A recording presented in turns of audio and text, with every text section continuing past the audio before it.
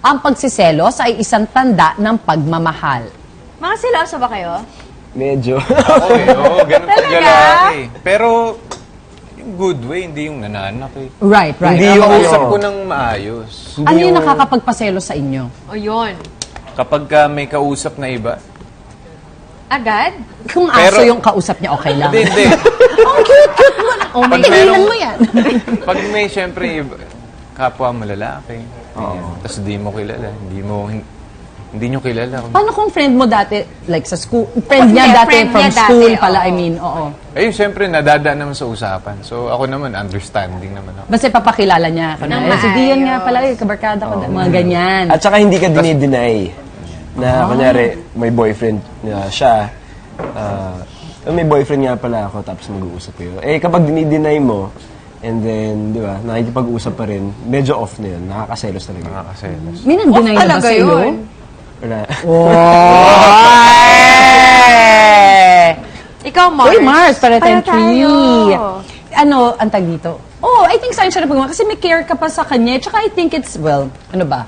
Ibig sabihin, na ayaw mo na may iba ding, parang, oh, Yun, shucks. di ba? Actually, it makes you realize, oh, attractive pa rin talaga yung partner ko, ah. Kasi may iirita ibang- ako dahil may oo, something, oo, ah, parang totoo ganyan. yan. So, pero only on that level. Pero yung asawa kasi, always careful siya na hindi siya gagawa or makipag-usap or whatever sa tao na parang baka feeling niya na ikakaselos ko. Wow. Kasi lagi niya sinasabi, I never even put myself in that situation. Na magsiselos ka. Oo, wag na yung mga ganung gimmick na alam mo namang dyan ang magiging ending na Yes, magkaselosan oo. pa. Iwas na lang Iwas ako. na. Parang Siguro may fine line from being possessive and Oh, being that's a good one. Totoo yan. seloso. No? Pwede rin.